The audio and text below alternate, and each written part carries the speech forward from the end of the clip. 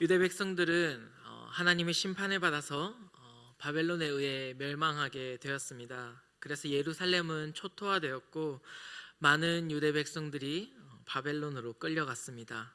그리고 시간이 흘러서 바벨론은 메데 바사 연합군에 의해 멸망하게 되었고 페르시아의 고레스 왕의 칙령을 통해서 유대 백성들은 다시 고향 예루살렘으로 돌아올 수 있었습니다. 유대 백성들은 이제 기나긴 포로 생활을 끝내고 기적처럼 예루살렘으로 돌아가게 되었습니다. 이 모든 것이 하나님의 인도하심이 있었다라는 것이 아니면 도저히 설명되지가 않습니다. 그래서 그들은 이제 하나님께서 자신들을 계속 도우실 것이라고 생각했습니다. 선지자들을 통해 예언하신 것처럼 자신들을 회복시키실 것이라 기대했습니다. 그래서 그들은 가장 먼저 예루살렘으로 돌아가서 하나님의 성전을 다시 건축했습니다. 성전을 빨리 재건해서 하나님이 중심이 되는 공동체를 세우고자 했습니다. 하지만 돌아간 예루살렘에서의 현실은 그들의 그런 장밋빛 희망을 짓밟았습니다. 일단 경제적으로 그들은 너무 힘들었습니다. 유대 땅으로 돌아올 때 페르시아로부터 성전 건축을 위한 재정적 지원을 약속받았지만 그것이 잘 이루어지지 않았습니다. 성전 건축은커녕 당장 자신들이 먹을 양식이 없어서 가난에 허덕이는 상황이었습니다. 농사를 지으며 생계를 유지해야 하는데 기후는 변덕스럽고 계속된 형작으로 인해 그들은 가난에 허덕이게 되었습니다. 그리고 사회적으로도 분열되었습니다. 포로로 끌려가 있던 사람들이 돌아오자 기존에 예루살렘에 남아있던 사람들과 마찰이 생깁니다. 많은 유대인들이 바벨론으로 끌려갔을 때 예루살렘은 남은 자들의 것이었습니다. 그런데 70년 가까이 되는 세월 동안 바벨론에 있다가 돌아온 사람들이 자신들의 조상의 땅을 내놓으라고 할 때에 남아있던 자들이 달갑게 생각할 리가 있겠습니까? 자연스레 그 사회는 포로로 끌려갔다가 귀환했던 사람들과 기존에 남아있던 사람들 간의 갈등이 자리 잡았습니다. 그리고 정치적으로도 굉장히 혼란스러운 상황이었습니다. 에스라 4장을 보면 바벨론으로 돌아와서 성전을 건축하는 유다 백성들을 사마리아 사람들이 방해하는 장면이 나옵니다. 원래 이 유대 지역은 사마리아 지역을 중심으로 하는 이 페르시아의 행정 자치 구역이었습니다. 그러나 이 포로 귀환 이후에는 사마리아 중심의 자치구에서 떨어져 나와 이 유대 지역만 독자적인 자치구가 되었습니다. 이를 두고 기존의 기득권이었던 사마리아 사람들이 좋아할 리가 없었습니다. 그래서 돌아온 유대인들이 성전을 재건하는 것을 사마리아인들이 계속 방해했던 것입니다. 그러니까 이 모든 현실들은 예루살렘으로 돌아온 귀향민들을 좌절시키고 절망의 늪에 빠뜨리기에 충분했습니다. 그들은 예루살렘으로 돌아와 성전을 재건하는 일에 힘썼으나 앞서 말했던 여러 가지 이유들로 인해서 성전 재건 공사는 지속되지 못했고 15년 넘게 방치되게 되었습니다. 이런 배경 속에서 패배감, 좌절감에 빠져 있는 귀향민들에게 스가랴 선지자가 하나님의 말씀을 전합니다. 스가랴 선지자는 유대 백성들이 성전 건축을 완료할 수 있도록 그들을 위로하고 격려했습니다. 특히 스가랴서 마지막 부분에서 메시아가 오실 것, 예루살렘에 하나님의 나라가 세워질 것 등을 예언합니다. 스가랴는 새롭게 세워질 하나님 나라를 예언하면서 이스라엘 백성들이 미래에 대한 소망과 희망을 품고 살아갈 수 있도록 했습니다. 그래서 오늘 우리가 볼 이 스가랴서 12장은 마지막 날에 하나님께서 예루살렘의 대적들을 멸하시고 이스라엘을 승리하게 하실 것이라는 내용을 다루고 있습니다. 이런 시대적 배경을 가지고 우리 읽은 본문뿐만이 아니라 이 12장 1절부터 이 12절 전반에 대한 내용들을 다루고자 합니다. 12장 1절을 보면 이 하나님에 대해서 이야기하면서 여호와 곧 하늘을 펴시며 땅에 터를 세우시며 사람 안에 심령을 지으신 이라고 소개하고 있습니다. 하나님을 하늘, 땅, 사람을 지으신 분으로 소개하면서 창조주 하나님의 전능하심을 드러내고 있습니다. 하늘과 땅과 사람을 지으신 하나님께서는 지금 비참한 상태 가운데 놓인 그 귀한한 이 유대 백성들을 다시 새롭게 회복시킬 그 공동체를 다시 일으키실 능력이 있다는 것을 이야기합니다. 그리고 2절을 보면 보라, 내가 예루살렘으로 그 사면 모든 민족에게 취하는 잔이 되게 할 것이라 이야기하고 있습니다. 하나님께서는 예루살렘이 대적에게 에워싸일 때 예루살렘을 취하게 하는 잔으로 사용할 것이라 말씀하십니다. 대적들은 예루살렘을 보면서 쉽게 마실 수 있는 잔, 손쉽게 정복할 수 있는 성으로 생각하고 그들을 둘러싸지만 그들은 하나님의 잔 예루살렘에 의해서 비틀거리며 그들의 통제력을 잃어버릴 것입니다. 그리고 3절부터 9절까지는 하나님께서 예루살렘을 공격하는 대적들을 물리칠 것이라는 것을 보여줍니다.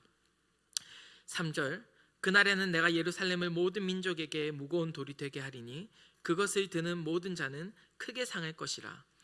때가 되면 많은 나라가 예루살렘을 공격하고 이 무거운 돌 예루살렘을 들고 흔들려 할 것입니다. 하지만 무거운 돌 예루살렘은 꿈쩍도 하지 않고 오히려 그 무게 때문에 대적들을 역으로 상하게 할 것입니다. 4절에 보면 그날에 내가 모든 말을 쳐서 놀라게 하며 말을 쳐서 눈이 멀게 하리니, 하나님은 모든 말을 쳐서 놀라게 하고 말 탄 사람을 미치게 할 것입니다. 고대 전쟁에서 말은 곧 강한 군사력을 뜻합니다. 많은 나라들이 자신들의 군사력을 믿고 이스라엘을 칠 것이지만 하나님께서는 그들의 군사력을 무의미하게 만드실 것입니다. 6절에 보면 하나님은 유대 지도자들을 화로와 횃불로 삼아서 그들을 에워싼 민족들을 불사를 것이라고 이야기하십니다. 그리고 8절에 보면 이스라엘 백성에게 이스라엘 예루살렘 주민들을 보호하셔서 예루살렘 주민 중에 가장 약한 자들도 다윗과 같을 것이라고 이야기합니다. 이스라엘 백성에게 다윗은 이스라엘의 전성기를 이끈 능력 있는 왕, 강한 용사였습니다. 그리고 12절은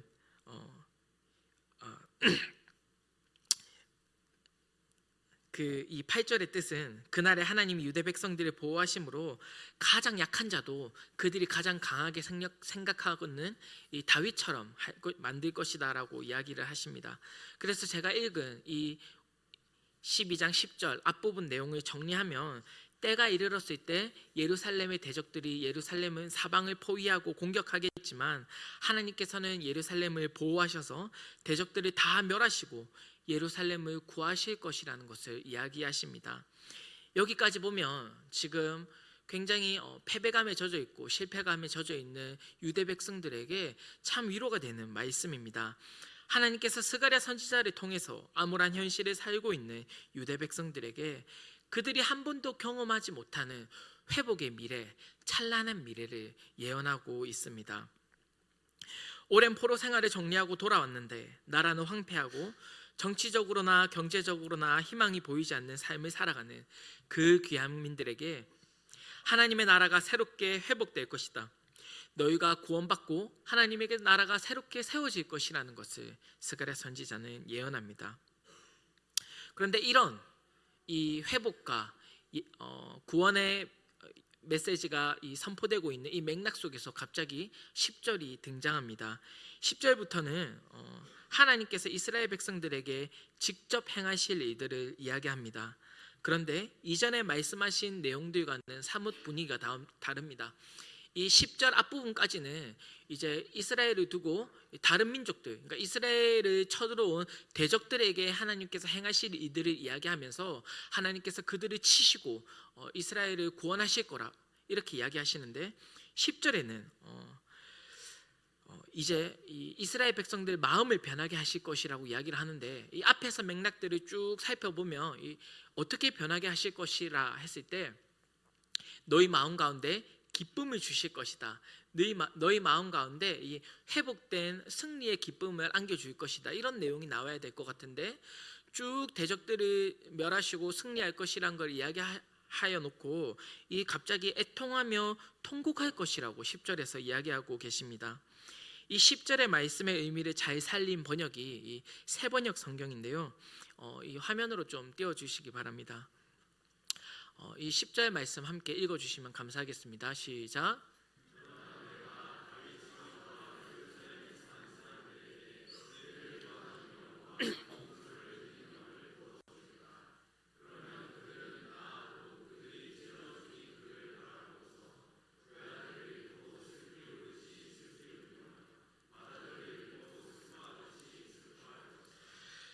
하나님께서는 이스라엘의 구원을 베푸시는 그 영광스러운 날에 하나님의 은혜를 구하는 영과 용서를 구하는 영을 부어주실 것입니다.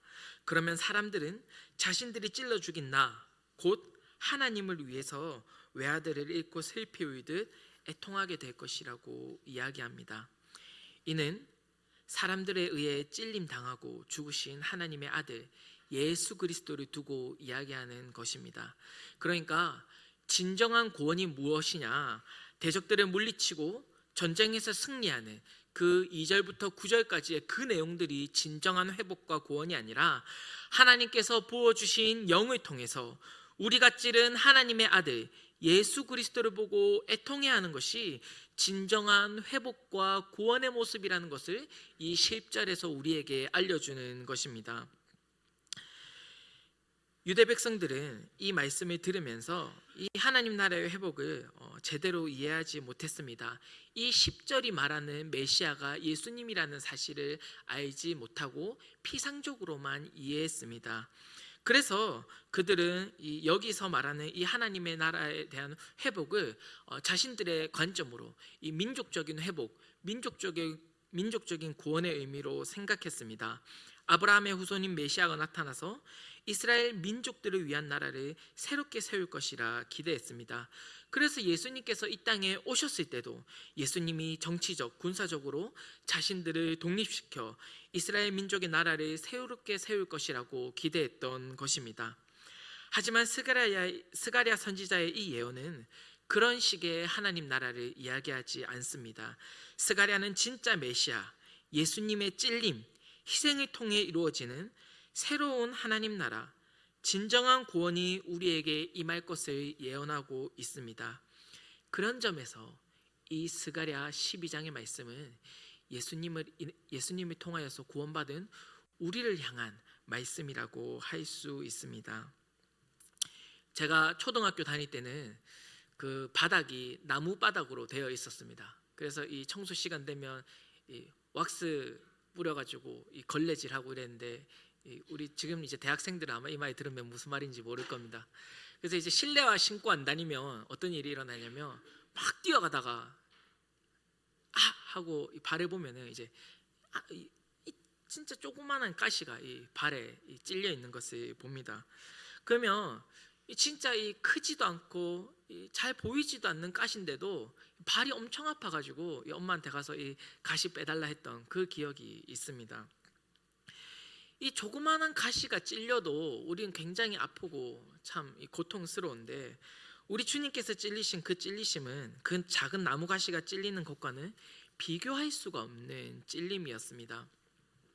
스가랴 선지자가 이야기합니다. 진짜 회복이 무엇이냐? 진짜 구원이 무엇이냐? 무거운 돌이 되어서 대적을 상하게 하는 것? 화로의 횃불이 되어서 대적들을 불사르는 것? 그런 게 아니라 하나님이 부어주시는 성령에 의해서 내적인 변화가 일어나는 것, 찌른 바 그를 보고 그를 위해 애통하는 것이 진짜 구원과 회복이라는 것을 우리에게 말씀하고 있습니다. 주님께서 찔리신 그 찔림이 무엇입니까? 가시 면류관을 머리에 쓰고 머리가 찔리는데 피가 줄줄 흐르는 그 주님의 찔리심, 군중들의 조롱과 비아냥거리는 목소리들, 네가 하나님의 아들이거든 기도해서 내려와 봐라, 그런 사람들의 조롱 섞인 말을 듣고 있는 그 하나님의 아들 마음 가운데 찔리는 그 찔림, 십자가 위에서 두 손과 발이 큰 못에 찔리시는 것을 보고, 그리고 십자가에 달리신 상태로 죽었음에도 불구하고 옆구리를 창에 찔리신 그 찔림을 보고 예수님께서 당하신 그 모든 찔림이 나 때문에 당하셨다는 것을 자각하는 것, 예수님께서 죄인인 나를 하나님의 자녀로 삼으시기 위해서 내가 당해야 하는 그 찔림을, 내가 당해야 하는 그 고통을 대신 감당하셨다는 것을 깨닫고 장자를 잃은 자처럼 애통하고 슬퍼하는 것이 진짜 구원이요 회복이라는 사실을 우리에게 알려줍니다. 우리에게는 이런 영적인 자각이 있습니까? 살아가면서 수많은 일들로 우리는 아파하고 애통해야 합니다.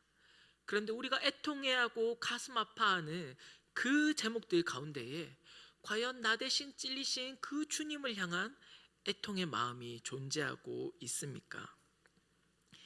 예수님께서는 우리 때문에 찔리셨습니다. 우리는 그 사실 앞에서 무릎 꿇고 자복하며 나아가야 합니다. 내가 찔려야 할 그 자리에 대신 서신 우리 주님을 생각하면서 가시면류관으로 찔리시고 사람들의 조롱에 의해 마음이 찔리시고 십자가에서 두 손과 발이 못에 찔리시고 그 옆구리가 창으로 찔리신 그 주님의 찔리심이 나의 찔리심이라 생각하고 우리는 애통하는 마음으로 회개하며 주님께 돌이켜야 합니다. 예수님께서 나 때문에 찔리셨다는 사실을 기억하면서 내가 찔려야 할 그 자리에 대신 서신 우리 주님을 생각하면서 우리가 애통해하며 자복하며 그 삶을 돌이켜 감사와 순종의 삶을 살아가시기를 바랍니다. 예수님께서 왜 찔리셔야 했는가? 왜 하필 찔리심인가? 이 주제에 대해서 곰곰이 생각해 보다가 이런 생각을 해봤습니다. 예수님께서 왜 가시면류관에 의해 찔리시고 예수님의 고난의 그 마지막이 왜 창으로 찔리시고 끝났을까? 창세기 3장을 보면 인류의 타락으로 인한 결과가 나오는데 타락으로 인해서 사람이 하나님과 원수가 됩니다. 그리고 사람과 사람이 원수가 되고 이 자연과 사람이 원수가 됩니다. 그래서 원래 땅은 사람에게 먹을 것을 그냥 주었는데 아담의 범죄 이후에 땅이 저주를 받아서 가시덤불과 엉겅퀴를 내게 됩니다. 그러니까 이 가시덤불이라는 것은 타락의 열매, 저주의 결과라고 할 수 있습니다. 가시가 이 저주의 열매라고 한다면 이 아담의 범죄로 말미암아 벌어진 인간관계도 이 가시덤불로 우리가 생각해 볼 수 있을 것 같습니다. 서로의 가시가 서로를 찌르는 것을 우리는 너무나도 쉽게 발견할 수 있지 않습니까? 나와 다른 사람을 보고 너무나도 쉽게 그 사람을 정죄하고 말로써 그 사람을 찌르고 나와 다르다고 헐뜯고 마음에 들지 않는다고 비난하고 우리는 너무도 쉽게 우리의 가시를 가지고 상대방을 찌르지 않습니까? 심지어 서로 사랑한다라고 이야기를 하는 교회 안에서도 서로가 가시를 세우고 서로를 찌르는 것을 발견할 수 있습니다. 우리 주님께서 왜 그토록 찔리셔야 했는가? 어쩌면 서로 사랑한다고 말하면서도 서로를 찌르는 우리가 서로 찌르지 않고 사랑하도록 하기 위함이 아닌가? 그래서 우리 주님께서 그 수많은 찔림을 당하신 것이 아닐까 생각해 보았습니다. 우리는 이번 주 내내 예수님의 고난, 우리의 고난이라는 주제로 특별 새벽 기도회를 진행했습니다. 부인, 배신, 수치, 외면, 죽음, 그리고 오늘의 주제인 찔림까지 고난당하신 주님을 생각하면서 고난 주간을 보냈습니다. 예수님께서 당하신 그 모든 고난이 우리의 죄를 인함이었습니다. 우리가 당해야 할 그 고난을, 그 찔림을 예수님께서 당하셨습니다. 예수님의 고난은 우리와 상관이 없는 고난이 아니라 우리가 당해야 했던, 우리가 처해야 했던 고난이었습니다. 예수님께서 당하신 그 모든 고난들을 생각하면서 애통한 심령으로 회개하는 삶을 살아가는 저와 여러분들이 됩시다. 나 때문에 찔리신 그 주님을 생각하면서 서로를 찌르는 것을 멈추고 서로 사랑하는 삶을 살아갑시다. 우리가 주님께서 당하신 그 고난들을 생각하면서 이 고난 주간을 마무리하며 이 특별 새벽 기도의 시간에 마무리하며 그렇게 주님 앞에 기도하며 나아가기를 원합니다. 함께 기도하겠습니다.